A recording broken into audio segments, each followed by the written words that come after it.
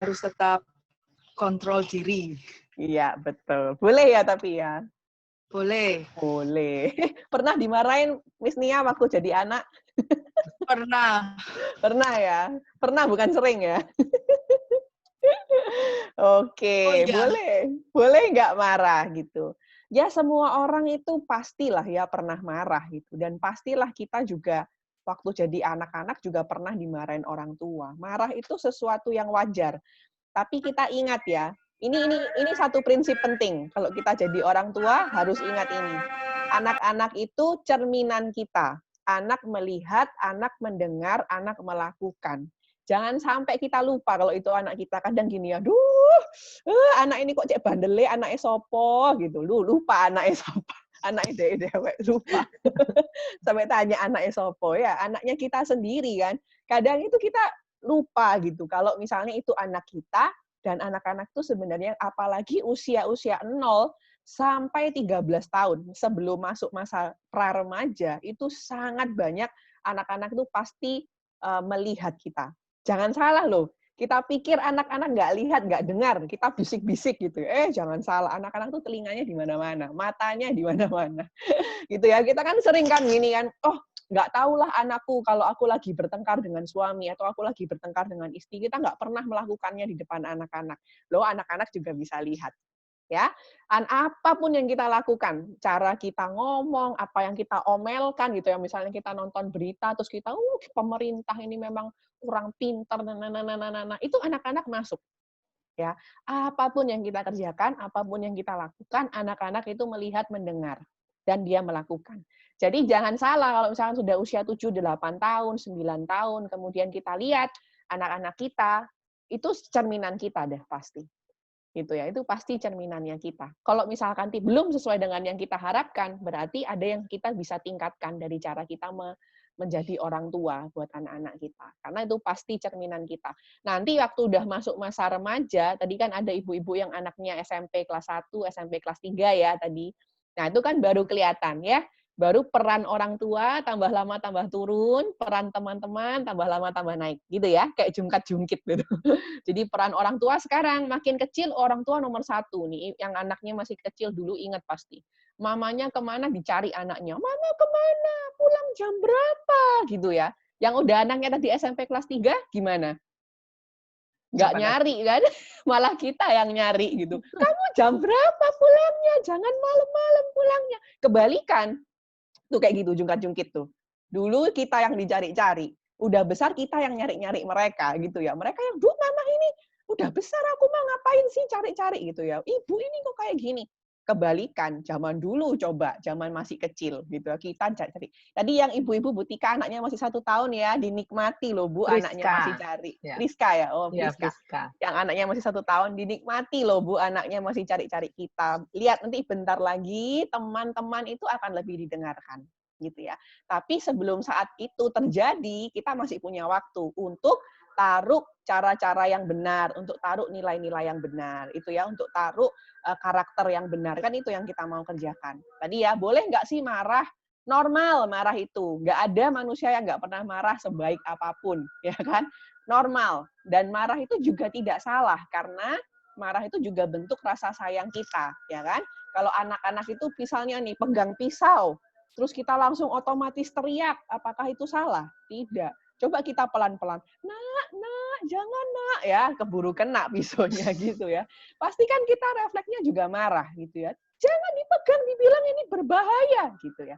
Marah nggak salah gitu ya. Dan marah juga adalah tanda kalau kita memang manusia. Itu salah satu wujud emosi ya. Manusia itu makhluk emosi. Kita bisa rasa sedih, kita bisa rasa senang, kita bisa rasa marah gitu ya. Hanya yang hari ini kita mau bahas, marah kita ini sudah tepat atau belum.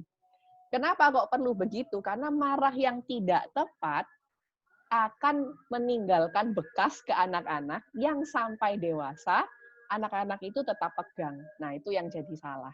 Gitu ya. Saya suka pakai cerita ini. Ada teman saya satu, dia waktu itu pegang nampan isi gelas-gelas gitu ya, usia sekitar 6 tahun. Ada tamu di rumahnya dan dia mau menyajikan minuman, diminta oleh orang tuanya. Tapi kemudian gelasnya itu jatuh dan pecah, gitu ya. Gelasnya pecah, orang tuanya marah besar gitu ya, dan dia tidak diizinkan lagi untuk pegang nampan. Sampai dewasa, anak ini punya kecenderungan takut gitu ya, mau melakukan sesuatu hal itu takut-takutan, bisa nggak ya, nggak percaya diri. Loh, ternyata efeknya itu bisa sampai kayak gitu. Ya, kita pikir cuma sederhana, kita pikir cuma lah kan normal kalau saya marah gitu. Tapi kalau marah itu tidak tepat dan kita tidak selesaikan dengan tepat, kemudian itu tersimpan di dalam hidupnya anak-anak kita, dia bisa bawa itu sampai dewasa gitu ya. Makanya kita mau belajar hari ini gimana sih marah yang tepat gitu. Kemarin ini ada tipe-tipe orang tua. Orang tua itu ada yang ekstrim kiri, ekstrim kanan, ada yang tengah-tengah gitu ya.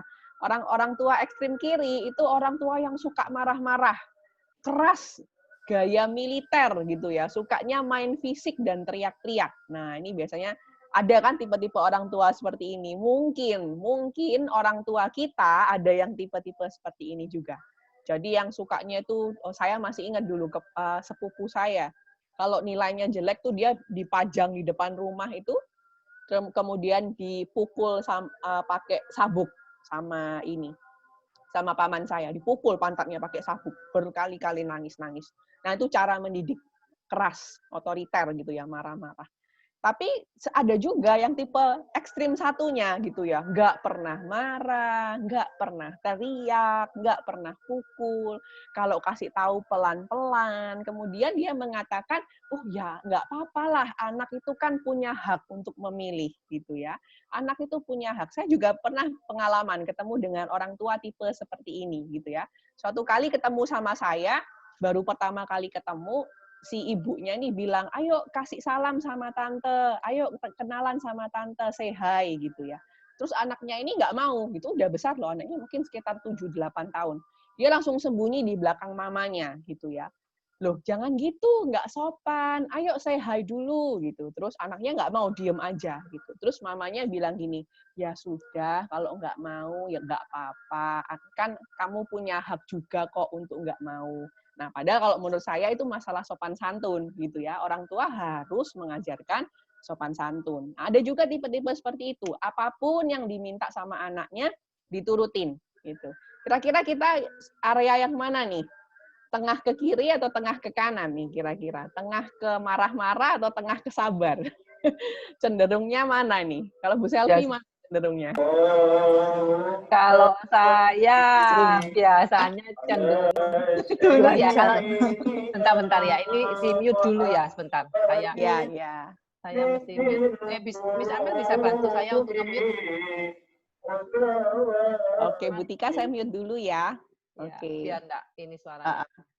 Kalau saya mungkin karena dari background ini ya orang tua yang pemarah, jadi saya itu sempat lebih ke arah enggak sabar sih.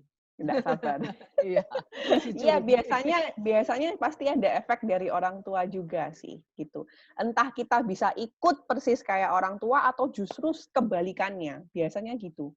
Jadi yang dulu orang tuanya otoriter, lalu sekarang jadi modelnya permisif gitu, atau dulu otoriter ikut-ikutan otoriter gitu ya. Nah, jadi kita biasanya punya kecenderungan dan itu biasanya efek dari orang tua kita zaman dulu. Ayo coba ingat-ingat. Orang tua saya sendiri gimana?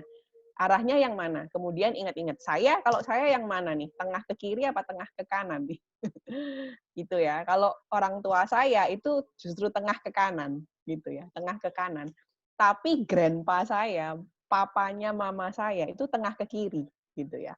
Kenapa mama saya bisa begitu? Karena dia mengalami model otoriter itu dia sakit rasanya. Sehingga dia berkomitmen, aku kalau mau punya anak, tak bebasin deh anakku. Gitu malahan. Gitu ya. Jadi biasanya ada efek-efek seperti itu. Tentu yang baik ya yang tengah-tengah. Gitu ya. Tengah-tengah ini maksudnya gimana? Apakah satu kali marah, satu kali nggak marah, gitu ya? Satu kali keras, satu kali nggak keras. Bukan gitu ya. Yang tengah-tengah itu adalah tahu batasan, tahu mana yang bisa fleksibel, gitu. Tahu mana yang harus, tahu mana yang anak boleh pilih, gitu. Permisif, semua anak-anak boleh milih, gitu. Otoriter, orang tua saja yang milih. Tapi kalau tengah-tengah, orang tua tahu ini yang part saya sebagai orang tua harus kasih ke anak, Dan ini yang anak-anak bisa memilih sesuai dengan kehendaknya, gitu ya. Jadi ada batasannya. Ada hal-hal yang orang tua tetapkan, ada anak-anak bisa milih, itu otoritarian. Jadi orang tua kasih permintaan, tetap kamu harus belajar. Nilainya kalau bisa yang bagus. Supaya kamu juga jadi bisa dapat nilai bagus, nanti kamu bisa dapat beasiswa gitu ya misalnya. Tetap diminta, tetapi orang tua otoritarian itu juga menolong anak-anak gitu. Jangan kita cuma minta anak-anak tapi kita nggak support gitu ya. Belajar yang baik, ayo belajar yang bagus, tapi kita nggak pernah nemenin anak-anak belajar. Atau kalau anak-anak nggak tahu jawabannya, dia takut tanya sama kita karena dipikir dia nggak tahu atau nggak belajar, nggak dengarkan gurunya gitu ya. Jadi yang kiri itu banyak permintaan, ya kan? Yang kanan terlalu banyak support. Yang bagus yang mana? Ya banyak permintaan dan banyak support. Itu yang paling bagus, yang tengah-tengah. Boleh kita meminta sesuatu dari anak, tapi jangan lupa kita juga support anak. Ada hal-hal yang kita tetapkan, yang ini harus, yang ini kamu boleh milih, gitu ya. Bukan semua orang tua yang tetapkan, juga bukan semua anak-anak yang tetapkan. Nah, itu otoritarian. Ada yang orang tua harus tetapkan, ada yang anak bisa memilih. Nah, tadi kan marah boleh nih, gitu ya. Dan kita mungkin kebanyakan kalau saya biasanya tanya, itu tengah ke kiri, suka marah-marah. Gitu ya. Nah, tapi gimana sih marah yang tepat gitu? Sebelum kita marah, apakah pertama kita sudah menjelaskan aturannya? Gitu ya. Kadang-kadang kita banyak marah tanpa kita sebenarnya memang menjelaskan gitu. Ayo coba sekarang sambil diingat-ingat, paling sering kita marahin anak-anak tuh pas kapan? Gitu. Nah, kita jelasin nggak aturannya sama anak-anak? Atau kita langsung main aturan dalam artian, pokoknya mama bilang nggak boleh. Gitu. Pokoknya ibu bilang kayak gini. Apa kita pernah, ini beda ya, dijelaskan tuh bukan dikasih tahu. Kasih tahu aja juga, boleh nggak boleh. Kalau dijelaskan itu beda. Kenapa kita punya aturan seperti itu? Apa tujuannya? Itu namanya menjelaskan. Gitu. Jadi menjelaskan lain dengan memberitahu. Dan kadang-kadang orang tua itu baru memberikan peraturan setelah kesalahan itu terjadi gitu ya. Misalnya, udah terlanjur anaknya suka main gadget tidur malam, udah sebulan tidur malam, baru kita pikir, kayaknya perlu dikasih aturan nih gitu ya. Nah, akhirnya anaknya merasa nggak terima, loh kok dulu boleh, sekarang nggak boleh gitu. Karena aturannya terlambat gitu. Karena aturannya baru dikeluarkan setelah terjadi pelanggaran. Gitu ya. Coba kita main sepak bola gitu, terus habis gitu dipegang tangan, baru keluar peraturan nggak boleh pegang tangan. Loh mana nggak diomongin kok sebelumnya nggak boleh ya mulai sekarang nggak boleh gitu. Kan ya pemain sepak bolanya nggak terima. Gitu. Harusnya dijelasin di depan dong gitu. Jangan kalau udah dipegang baru sekarang tiba-tiba dikasih aturan. Gitu sama juga. Kalau kita memang belum jelaskan sama anak-anak, ya bukan salahnya anak-anak. Kalau anak-anak itu tidak memahami aturan kita, gitu ya. Jadi pastikan di depan tuh jelas dulu. Kalau anak-anaknya masih kecil, tadi yang masih kelas 1 tahun, punyai kesepakatan, suami istri punya kesepakatan. Kita punya aturan apa ya buat anak-anak? Contoh sederhana misalnya, di meja makan tidak ada handphone. Nah, itu kan contoh sederhana. Nah, itu disepakati, kemudian dijelaskan. Kenapa nggak boleh? Orang tua juga harus jadi contoh gitu. Jangan ngomongin anaknya nggak boleh tidur malam, orang tuanya tidur malam. Susah ya kalau kayak gitu ya. Orang tua harus tunjukin caranya gitu. Sekali lagi, tadi anak-anak belajar dari melihat ya, melihat, mendengar kita. Maka harus ditunjukkan dari itu. Gitu. Oke, sebelum marah pastikan kita memang sudah menjelaskannya berulang-ulang. Dia mungkin udah pikir, sudah kok, udah dijelaskan gitu. Berapa kali kita jelasin? Kalau tanya saya berapa kali? Ya berkali-kali. Namanya anak-anak, ya kan? Kita kan memang tidak bisa. Ada nggak di sini yang anaknya, Miss, anakku 1 kali ngerti langsung. Ada nggak yang kayak gitu? Nggak ada ya, pasti memang harus berkali-kali gitu. Dan harus terus-terus dijelaskan. Kadang anak belum tahu soal akibatnya sekarang. Nanti tambah mereka dewasa, ternyata ibuku melarang hal ini tuh karena ini gitu. Kemarin ibuku bilang ini tuh ternyata ini maksudnya gitu ya. Mereka baru tahu. Orang tua jelaskan berulang-ulang ya. Jangan 1 kali aja. Udah pernah kok itu, kira-kira 3 tahun yang lalu. Udah lupa gitu ya. Jadi jelasinnya memang harus berkali-kali dan harus berulang-ulang. Nomor 3, dicontohkan. gitu ya. Makin kecil anaknya, makin harus lihat contoh. Jangan salah, yang dewasa pun begitu. Malah orang yang anak-anak udah remaja, mereka kritis, gitu ya. Disuruh begini nih, mamaku nunjukin nggak gitu. Aku disuruh begini nih, orang tuaku melakukan nggak. Malah dia lebih kritis juga gitu. Kalau yang besar dia bisa mengkritisi orang tua, yang kecil dia langsung lihat orang tua gitu ya. Makanya ngajarin anak-anak paling bagus dilakukan bersama-sama. Misalnya yang kecil mengajari anak gosok gigi gitu ya. Ya dilakukan sama-sama. Gosok gigi sama-sama orang tua. Sampai mereka bisa mengerti manfaatnya, mereka kerjakan sendiri gitu ya. Jadi memang ini yang kita harus lakukan sebelum kita marah. Nih contohnya, anaknya dari bayi kan gini ya, sering kita lihat. Kalau saya dulu sering lihat di mall, waktunya makan, anaknya didudukkan di kursi, depannya iPad gitu kan, terus makan. Sampai kayaknya, wah anaknya sama sekali nggak rewel, lihat terus ke layar. Semua makanan yang disuapkan masuk tanpa dilihat makanannya. Kadang itu kita sendiri loh yang bikin gara-gara gitu ya. Kadang itu dari cara kita sendiri loh yang salah. Kalau seperti ini kita minta anak-anak untuk berhenti main gadget atau tidurnya tepat waktu, apakah mereka bisa? Kalau mereka lihat kita juga seperti itu, gitu ya. Memang harus dijelaskan, diajak ngomong, gitu ya. Itu namanya dijelaskan. Kalau dikasih tahu aja pokoknya, nah itu tipe otoriter tadi, gitu ya. Pokoknya mama bilang gini, pokoknya mama bilang gini, tanpa penjelasan. Ya anak-anak akan mungkin itu bisa nurut kalau orang tuanya ada. Begitu orang tua nggak ada, dia jadi nggak nurut. Nah itu tipe-tipe yang suka ngomong pokoknya, gitu ya. Pokoknya mama bilang gini, pokoknya papa bilang gini, pokoknya ibu bilang gini. Nah begitu ibunya nggak ada di rumah, ya mereka akan nggak lakukan gitu karena mereka tidak tahu kenapa mereka harus melakukan hal itu. Jadi aturan dijelaskan. Nah, lalu ditunjukkan gitu ya, dicontohkan. Jadi kalau misalkan mau ngajarin anak-anak berdoa, mengajarin anak-anak sembahyang, ya harus orang tuanya ajarin gitu. Nggak bisa tiba-tiba mereka bisa sendiri gitu ya. Diajarin anaknya untuk sopan kalau sama tamu, ya itu ditunjukin dari orang tuanya yang bersikap sopan kalau ada tamu gitu ya. Kalau mau pergi harus pamitan dulu, ya itu tunjukkan, diajarkan gitu. Jadi memang harus dijelaskan, diulang-ulang, dicontohkan gitu ya. Kalau belum tiga-tiganya jangan jangan keburu marah dulu. Nah, sebelum marah, pastikan kita juga dengarkan anak-anak. Ini terutama untuk yang anak-anaknya tadi udah beranjak remaja ya. Yang udah SMP kelas 1, tadi anaknya siapa? Yang SMP kelas 1, SMP kelas 3, seringkali kita keburu marah karena lihat perilakunya anak-anak. Nah, coba sekarang tanyakan anak-anak. Waktu kita tanya, itu sebenarnya kita membantu mereka. Kita tahu mereka salah sebenarnya.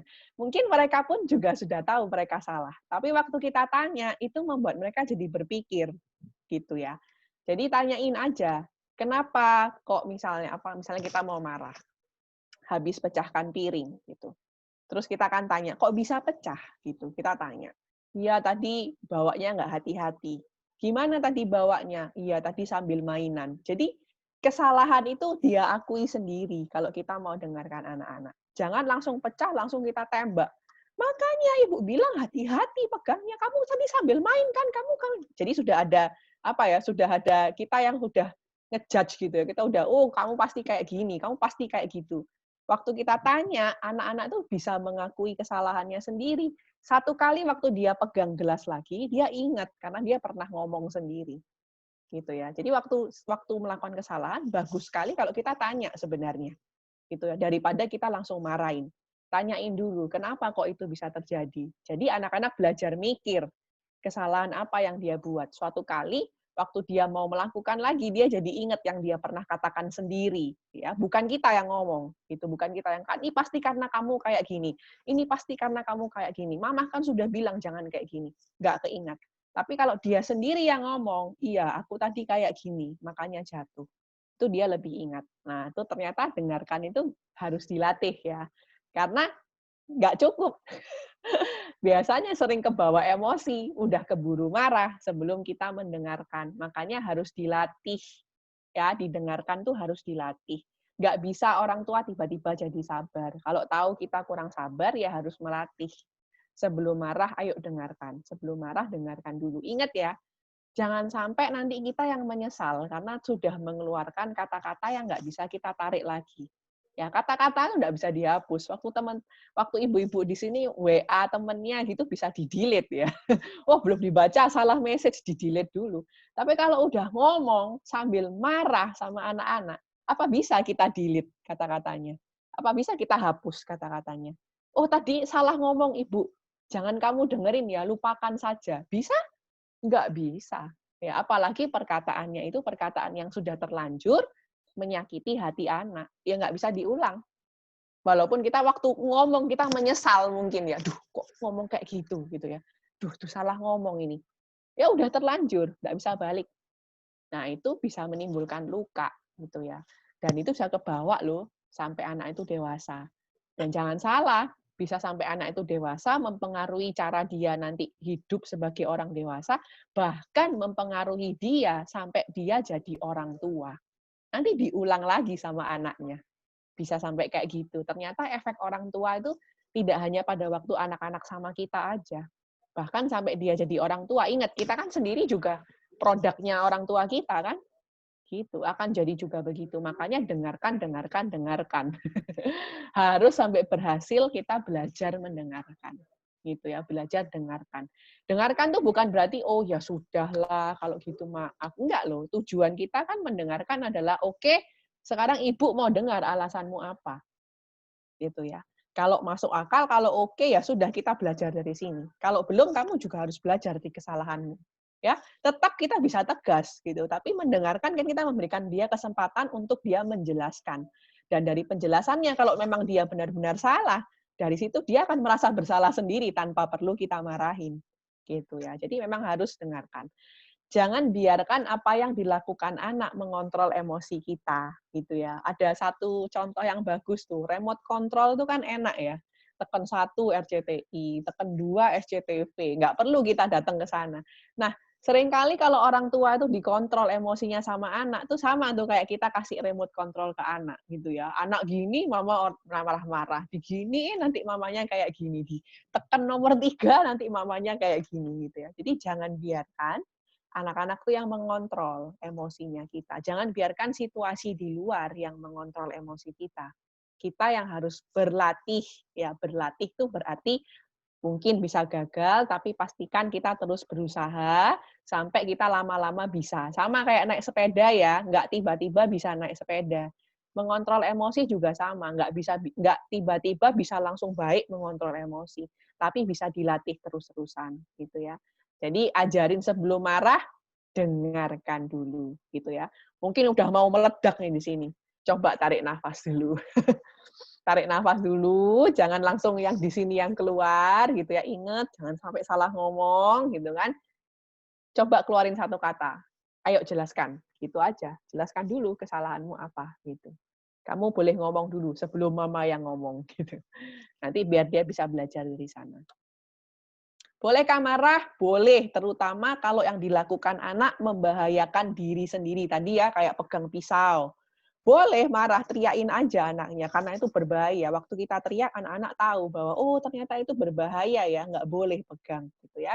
Misalnya ini adik saya ada kejadian nih, tarik apa itu teko. Tekonya isinya kopi panas. Wah itu kejadian, dia waktu itu masih usia 4 tahun kalau nggak salah. Kena akhirnya luka bakar gitu ya, karena menarik teko di atasnya persis kayak gambar ini nih, dan itu teko panas gitu ya. Jadi boleh nggak marah? Boleh.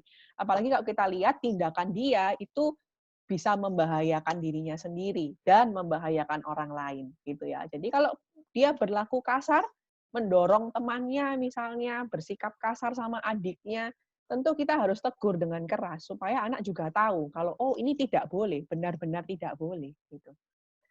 Jadi kalau udah mau pukul, udah memperlakukan sesuatu, orang tua harus benar-benar tegur dengan keras gitu ya, supaya ini jelas kelihatan.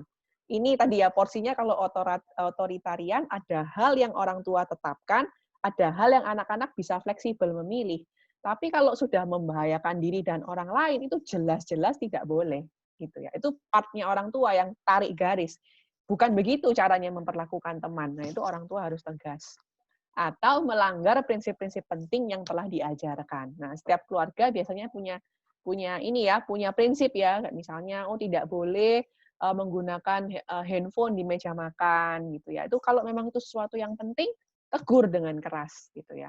Oh, misalkan waktunya sembahyang harus sembahyang. Kalau nggak sembahyang, tegur dengan keras. Kalau hal-hal itu adalah hal yang prinsip, ya berarti ajarkan, tunjukkan, jelaskan. Kalau dilanggar, ya tegur gitu. Itu otoritarian gitu. Kita bukan orang yang marah-marah tanpa alasan. Tadi ya, selama tadi udah diajarkan, berulang-ulang kita kasih tahu, dan sudah kita contohkan. Kalau belum dilakukan, jangan marahin anaknya, ya bukan salahnya dia, gitu ya.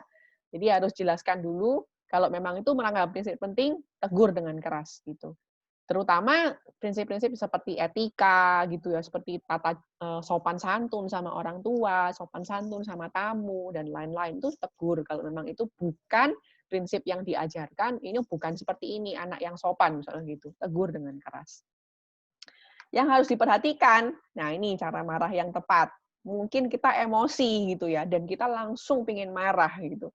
Tapi perhatikan dulu tempatnya kalau kita mau marah. Terutama anak-anaknya yang sudah mulai masuk pra-remaja gitu ya, itu bukan anak-anak yang bisa dimarahin di depan umum gitu. Itu melukai anak gitu ya, melukai anak. Karena dia ini mestinya jadi pembicaraan antara orang tua dan anak gitu. Jadi orang tua ini saya juga sering lihat kadang kalau ngomongin anaknya di depan anaknya sendiri, ngomongin sama mama-mama yang lain, jadi ngomong tentang anaknya ke mama yang lain, di depan anaknya sendiri. Nah, itu sadar nggak sadar, telinga anak dengar. Gitu ya. Dan itu juga bisa, kalau anak-anak usia SD, itu biasanya dia masa-masa dia membentuk kepercayaan diri. Gitu. Kalau dia akhirnya kalau sering kali orang tuanya, duh anakku ini nggak bisa apa-apa. Lain ambil anakmu cek pinter ya. Nah, kita ngomongnya kadangnya nggak sadar gitu ya. Oh anakmu cek pinter ya, anakku kok nggak kayak gitu gitu ya. Nah itu anak-anak dengar, kepercayaan dirinya jadi tidak bertumbuh dengan baik. Kadang kita pikir sepele perkataan seperti itu. Tadi ingat ya, anak itu telinganya bisa dengar di mana-mana. Walaupun kita nggak lagi ngomong sama dia, ya dia bisa dengar. Anak juga lihat, walaupun kita nggak dengan sengaja, ini loh yang harus kamu contoh keseharian aja, anak-anak pasti bisa contoh kita. Perhatikan kata-katanya. Perhatikan kata-katanya. Tadi ya, kadang kalau kita nggak tahan emosi dulu, makanya kata-kata itu seringkali akhirnya kita menyesal gitu. Yang kita ucapkan tuh kita sesali, karena kata-katanya ternyata kata-kata yang jahat gitu, kata-kata yang negatif gitu, kata-kata yang menyakiti. Apalagi pakai perkataan-perkataan, duh anaknya siapa sih kamu ini gitu. Itu kan sakit ya buat anak-anak dengar seperti itu. Kita anggap itu sepele loh. Tapi itu akan mempengaruhi kepercayaan dirinya dan identitasnya anak-anak gitu. Apalagi nih kalau yang saya juga paling sering dengar, ini nurun papanya ini. Kalau mamanya yang ngomong gitu. Ntar kalau papanya ngomong, ini nurun mamanya ini gitu ya. Kalau yang jelek aja nurun yang lain. Ya ini nurun orang dua lah sudah gitu. Tadi pasti hasilnya orang dua gitu. Jadi ya jangan gunakan kata-kata yang bagaimana kalau kita marah itu perhatikan kata-katanya. Jangan sampai itu kita menyesali sendiri. Lalu caranya gitu ya. Saya bukan orang yang menentang untuk melakukan memukul. Kadangkala kalau itu sesuatu yang sangat prinsip dan sangat membahayakan, itu mungkin kita perlu teguran yang begitu keras gitu ya. Pukul pantat saya oke gitu, nggak masalah. Memang kadang kita harus keras gitu. Kalau itu sesuatu yang memang penting dan sangat berbahaya gitu. Tapi perhatikan gitu, sampai seberapa. Tadi saya cerita ya, sepupu saya itu kalau nilai, ini masalah nilai gitu. Menurut saya kalau masalah nilai aja nggak perlu sampai seperti itu. Sampai dipukul sabuk gitu. Orang tua zaman dulu kan itu penjalin, sabuk gitu ya, itu senjatanya. Dipukul, dan itu dilakukannya di depan rumah, di depan orang-orang. Ini paman saya punya toko. Bayangin. Jadi orang-orang yang punya toko itu lihat semua. Gitu. Dan itu papanya merasa, oh ini aku orang tua yang disegani oleh anakku, aku orang tua yang keras mendidik anakku. Ya itu bukan sesuatu yang baik padahal sebenarnya. Itu ya, jadi perhatikan sebisa-bisanya jangan marahin anak di depan orang lain, terutama yang remaja gitu ya. Jangan tegur anak depan orang lain. Panggil kemudian bicarakan gitu. Kata-katanya perhatikan, caranya perhatikan gitu ya. Ini pukulan dan lain-lain bukan tidak boleh, tapi pastikan bahwa itu memang benar-benar layak untuk kita, oh ini karena penting sekali, mama harus tegur kamu sampai pukulan gitu. Tapi kalau itu bukan sesuatu yang esensi, bukan sesuatu yang penting, pukulan itu juga bisa meninggalkan sakit gitu ya. Maksudnya pukulannya sudah nggak sakit secara fisik gitu, tapi hatinya masih sakit gitu. Makanya penting juga setelah marah, lalu datang sama anak-anak dan ngobrol sama mereka. Tahu nggak kenapa tadi mama marah? Tahu nggak kenapa ibu tadi marah? Gitu ya. Nah, itu akhirnya bisa bisa menyembuhkan. Jadi kalau kalau kita kayak dioperasi itu ya, mau ngeluarin misalnya mau keluarin tumor gitu kan, dibedah, dikeluarin tumornya. Terus habis itu diapain? Kan dijahit. Jadi kita udah bedah anak, udah keluarin tumornya, ini loh kamu tuh salah ini. Jangan lupa dijahit gitu. Kalau nggak gitu nggak sembuh-sembuh sakitnya. Jahitnya gimana? Ya kasih tahu, mama marah kenapa? Karena mama ini sayang. Yang kamu lakukan itu berbahaya buat dirimu sendiri. Tahu nggak salahnya di mana? Itu menjahit gitu ya. Itu menjahit. Jadi pasti tetap rasanya sakit, tapi akan sembuh lebih cepat, tidak meninggalkan luka. Tapi kalau kita biarkan lukanya terus terbuka tanpa kita menjahit lagi, nah itu yang nanti akan anak-anak bawa sampai dewasa, lukanya itu masih ada. Karena nggak kita jahit, lupa kita jahit gitu. Kenapa kok kita marah? Kadang orang tua zaman dulu lebih kayak gitu ya, kalau udah marah-marah, ya udah ngertilah kamu kenapa aku marah. Tidak dengan sengaja ngomong. Biasanya lebih ke orang tua Asia, model-model orang tua Indonesia tuh kayak gitu. Nah itu ngefek loh. Nanti anak-anak bisa salah paham gitu, kenapa kita marah. Jadi bayangkan ini ada satu cerita yang bagus untuk saya nutup sesi kali ini ya. Jadi ada anak yang menumpahkan minuman di lantai gitu ya. Nah, anak ini menumpahkan minuman di lantai. Ini kejadian sungguhan, ini yang cerita teman saya. Karena dia lari-lari gitu di restoran. Jadi di restoran itu anak ini tuh numpahin minuman di lantai gitu ya. Dia nabrak, kalau nggak salah nggak cuma numpahin sih, dia tuh nabrak kayak etalase gitu loh, etalase mini gitu loh. Sampai etalasenya itu retak gitu ya di restoran itu. Jadi dia numpahin minuman, dia nabrak kiri ke sana, gelasnya jatuh dan pecah. Terus orang tuanya tuh marah besar waktu itu. Orang tuanya tuh marah besar, anak itu dipukulin di depan umum dan lain-lain gitu ya. Terus dipukul-pukul dan lain. Anak menumpahkan minuman di lantai karena dia berlari-lari padahal sudah diberitahu untuk tidak berlari. Apa yang sebaiknya orang tua lakukan saat melihat anak berlari sambil membawa minuman? Nah, yang saya mau kasih tahu dari cerita ini, waktu anak-anak itu lari-lari sebelum nabrak etalase tadi itu, anak-anak ini kira-kira sudah 5-10 menitan lari-lari sama saudara-saudaranya. Dan orang tuanya nggak apa-apa, diem-diem aja. Gitu. Begitu anaknya nabrak etalase itu tadi, langsung orang tuanya marah besar. Gitu ya. Jadi kira-kira kita kalau punya anak, kita sebagai orang tua, apa sih yang sebaiknya kita lakukan waktu kita sudah kelihat anak itu lari-lari sambil bawa minuman? Kita mestinya ngapain? Ya mestinya udah kasih tahu dari awal, gitu kan. Seringkali kan kita marah karena udah kejadian. Kita tidak berangkat dari kenapa kok itu bisa terjadi, apa saya sudah jelaskan sebelumnya. Lah kalau udah kejadian nabrak etalase, udah numpahin, terus kita marahin anak-anak di depan umum dan lain-lain, sebenarnya marah kita kenapa? Kalau tebakan saya, ya marahnya orang tua itu malu. Karena anaknya nabrakin, udah mau mecahin etalase, mecahin gelas, gitu. Marahnya bukan karena care sama anaknya. Kalau dia care sama anaknya atau sayang sama anaknya, dari awal udah lihat dia melakukan hal yang berbahaya, udah ditegur duluan, gitu ya. Orang tua seringkali marah-marah karena udah kejadian hal yang bikin kita emosi. Nah, makanya sekarang kita lihat, kalau udah lihat nih potensi-potensi gitu ya, udah ngelihat kejadian-kejadian yang kelihatannya akan bikin celaka, maka dari awal kita udah harus panggil dan kasih tahu gitu ya. Kalau orang tua sudah lakukan, dia sudah lakukan duluan waktu dia lihat anaknya lari sambil bawa minuman, di menit-menit pertama itu udah dipanggil duluan, dijelasin.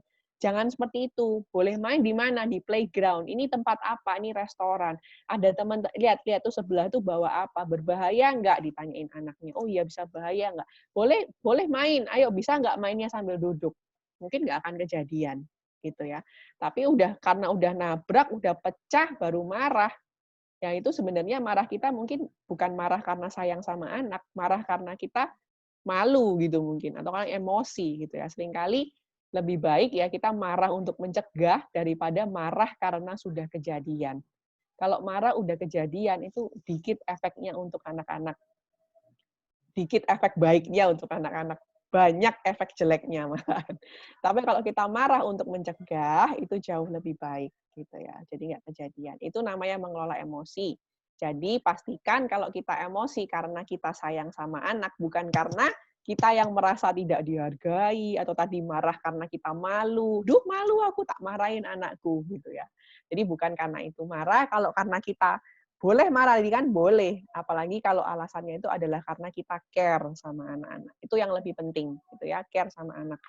Dikit aja kenalin apa yang bikin anak yang kita marah. Biasanya itu aktivitasnya selalu sama, pemicunya selalu sama. Misalnya selalu waktu disuruh makan bikin emosi, selalu kalau lagi mainan nggak diberesin. Nah itu biasanya sama aja gitu ya. Entah lagi makan atau apa, aktivitas yang bikin kita marah itu biasanya sama gitu. Coba dilihat-lihat, saya kalau marah sama anak saya itu biasanya kasus apa sih gitu ya. Biasanya sama deh pasti gitu. Kayak mama saya kalau marah sama saya juga kasusnya masih sama biasanya. Biasanya ini apa namanya, ada barang yang selalu sering kutinggalkan gitu. Selalu itu yang jadi apa namanya, jadi pemicu marahnya. Nah, kalau kita bisa ketemu pemicunya, kita lebih tenang gitu ya. Oh, gimana caranya saya bisa bantu anak saya kalau begitu supaya dia bisa biasa saya nggak marah, dia juga nggak rewel, gimana cara bantunya? Itu biasanya ketemu dari situ. Ingat apa namanya, bentar, saya mau kasih satu slide yang terakhir nih. Ingat kalau waktu kita itu terbatas. Ya, waktu kita sama anak-anak tuh terbatas. Tadi ingat ya, sekarang kita mungkin masih didengerin sama anak-anak, tetapi sebentar lagi mungkin tidak. Gitu ya. Makin dewasa, makin kita kehilangan apa ya, power kita untuk kita tuh ngasih tahu anak-anak. Itu wajar, itu wajar. Jadi nggak usah, orang tua nggak usah sindrom ya, aduh nggak didengerin anakku gitu ya. Nggak usah sindrom. Kita pun waktu jadi anak kan juga kayak gitu kan sama orang tua kita gitu ya. Kita punya waktu yang terbatas dengan anak-anak, oleh karena itu pastikan kita mengajar mereka hal-hal yang memang mereka penting dan akan butuhkan di masa depan gitu ya. Dan waktu kita yang terbatas, taruh landasan-landasan yang benar. Kalaupun kita harus marah, itu anak-anak paham kenapa kita marah. Hal penting apa yang sedang kita ajarkan. Jangan sampai kita marah karena emosi, akhirnya menyebabkan karakter anak atau sifat anak di masa depan itu jadi terpengaruh karena perkataan kita yang pada saat itu kita sedang emosi. Kasih tahunya. Ingat ya, waktu kita terbatas sama anak-anak, ayo manfaatkan dengan baik. Yang udah remaja, anak-anaknya ini mungkin udah mulai kerasa gitu ya, nggak terlalu didengarkan lagi gitu ya. Makin dewasa makin begitu. Nah, adik saya juga begitu. Udah makin dewasa makin yang didengerin temennya lah, bukan orang tua. Apalagi anak-anak lebih pintar dari orang tua ya kan. Anak-anak zaman sekarang kan jauh lebih cepat belajarnya, jauh lebih pintar dari anak-anak. Makinlah orang tua nggak didengarkan. Tapi kita punya waktu untuk mempersiapkan dari sekarang supaya benar-benar siap. Anak-anak tuh waktu sudah nggak dengarkan kita, nilai-nilainya tuh udah nancep. Jadi kalau ada teman-temannya yang mengajarkan hal yang berbeda atau hal yang salah, anak ini udah inget kalau oh enggak, orang tuaku dulu dari kecil selalu mengajarkan hal ini. Nah, itu dia ingat gitu ya. Jadi mungkin itu yang mau tak tutup dengan slide itu aja. Orang tua di sini saya mengapresiasi, menghargai orang tua yang benar-benar menyayangi anak-anaknya dan mau belajar hari ini untuk sama-sama kita belajar di orang tua yang lebih baik buat anak-anak kita. Itu ya. Oke, saya kembalikan ke Bu Selvi. Ya. Nah,